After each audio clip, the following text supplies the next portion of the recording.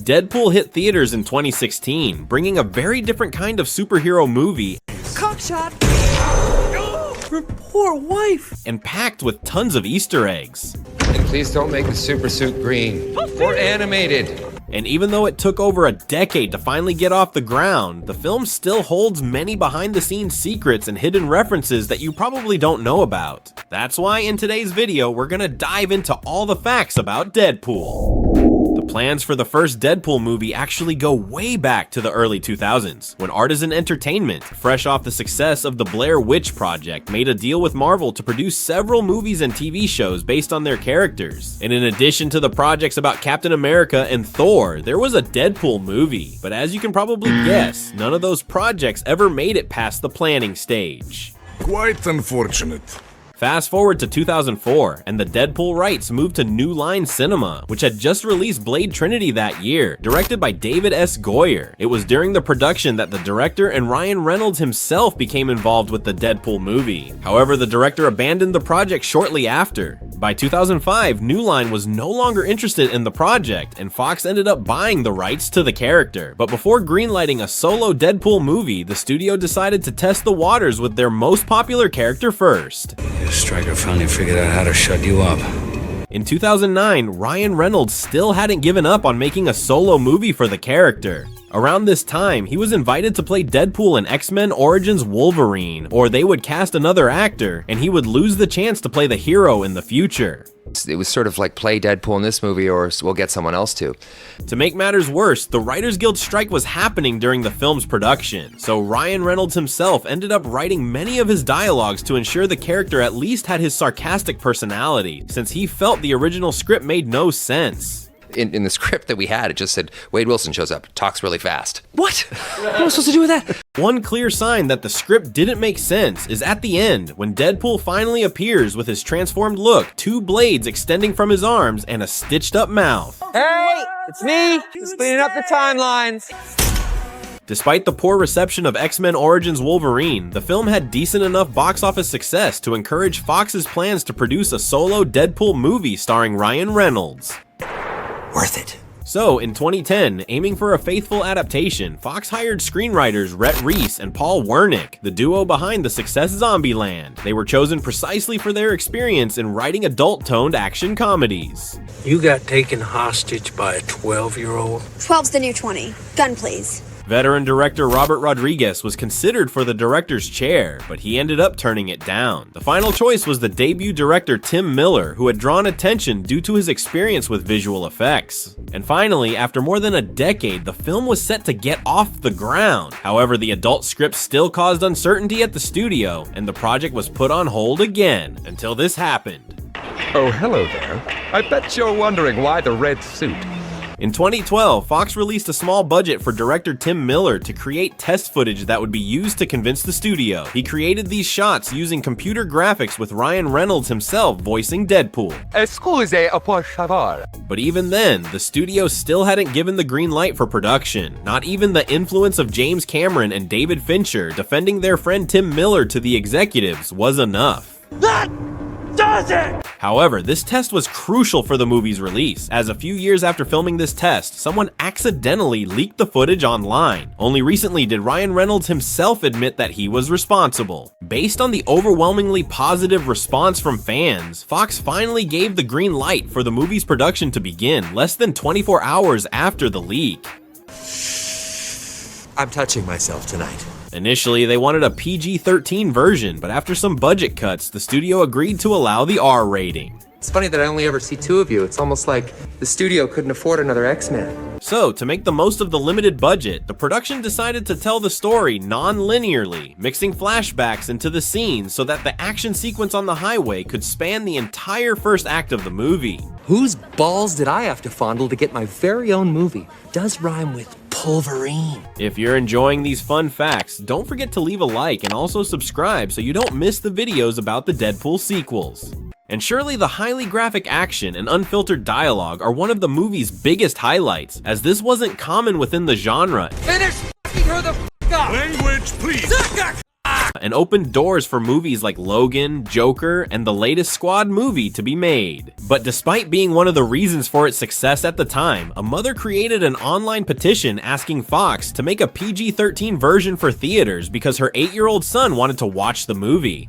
You might want to look away for this. Of course, that didn't happen, but it did spark a debate about censorship. This was seen in China, for example, which is one of the world's main cinematic markets, guaranteeing a significant increase in box office revenue. I don't speak Cantonese, Mr. Well, I'm not even going to attempt that. The country has a custom of cutting extreme violence, strong language, and sex from movies before release. For Deadpool, they even considered a new edit to screen the movie in Chinese theaters, but they noted that the cuts would make the movie incomprehensible to the public, and in the end, they banned the movie completely. It was only screened for the first time and uncut in 2018, shortly before the premiere of Deadpool 2 during the Beijing International Film Festival. Do you have off switch? Yeah, it's right next to the prostate. Ryan Reynolds said there are over 100 Easter eggs throughout the movie, and some are references to the character himself, like Rob Liefeld's initials in the opening credits, who is the co-creator of Deadpool, and he also appears later in the bar. Buck Liefeld. Hey, wait. And then, in a scene when Wade goes on his first date with Vanessa, you can see a dog pool, a canine variant of the hero who appeared in Deadpool and Wolverine. She's coming with us! But without a doubt, the main Easter eggs are those from pop culture, like the Adventure Time clock when he's going after the villain, and the transition from the old Batman series when he's fighting in the car. Have you seen this man? And of course, we couldn't forget the jokes about Green Lantern, And please don't make the super suit green or animated. the DC movie where Ryan Reynolds played the hero in what many call one of the worst superhero movies ever. I know, right? But the jokes include references to movies like Taken, where Liam Neeson has to go after his daughter's kidnappers. I had a Liam Neeson nightmare. Strepta kidnapped his daughter and he just wasn't having it. 127 Hours, when he cuts off his hand, just like James Franco's character does. You ever see 127 Hours? Spoiler alert.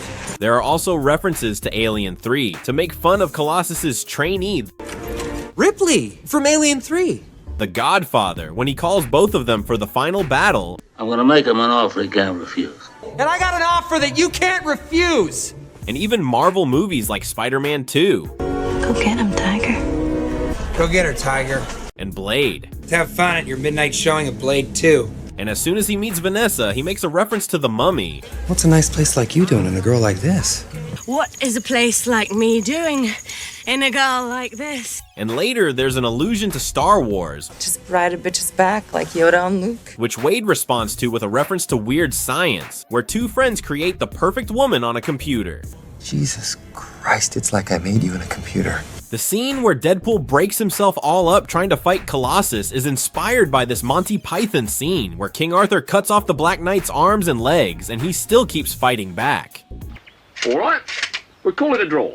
But within these references, the ones that stand out the most are the ones about the confusion over the X-Men timeline, like this one with Colossus, Let us go talk to the professor. McAvoy or Stewart? These timelines are so confusing. ending with a reference to RoboCop. Dead or alive, you're coming with me. Dead or alive, you are coming with me. Besides the Easter eggs involving X-Men Origins Wolverine itself, like his action figure from that version, and another joke about Wade not stopping talking for a second, Well, sew your pretty mouth shut. Oh, I wouldn't do that if I were you. making a reference to that controversial look. Wait, is that you? But the Marvel Universe itself is referenced a few times, such as Deadpool referring to the X-Men as a boy band, I said that I would consider joining his boy band. It's not boy band. just like Tony Stark did in Iron Man 2. Told you I don't want to join your super secret boy band. And in the final credits, while he's dressed as Ferris Bueller, there's a small joke about waiting for Samuel L. Jackson at the end, just like it happened in Iron Man. You expecting Sam Jackson show up with a saucy little leather number? Go.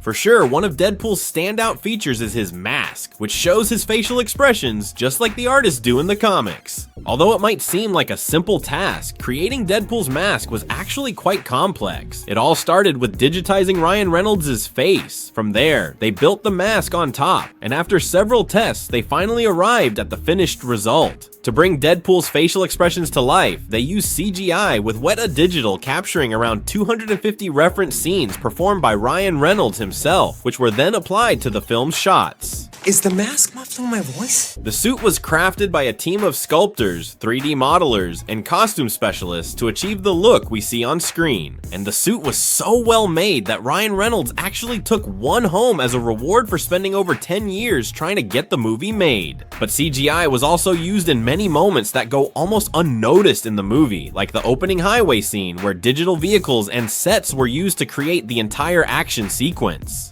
Even with so much CGI, many scenes were also shot with stunt doubles and a green screen, enhancing the scenes even further with visual effects. Maximum effort. But one of the biggest CGI highlights is Colossus himself. The role was initially offered again to Daniel Cudmore, who played the character in the classic trilogy, but he turned it down because this time it would be only motion capture, with someone else providing the voice and performance. So, the actor who did the on-set motion capture was Andre Tricoteur. Even at 6'11", he wore platform shoes to look even bigger, while another actor handled the studio motion capture. On top of that, a third person inspired the face design, a fourth handled the facial animation, and a fifth provided the voice.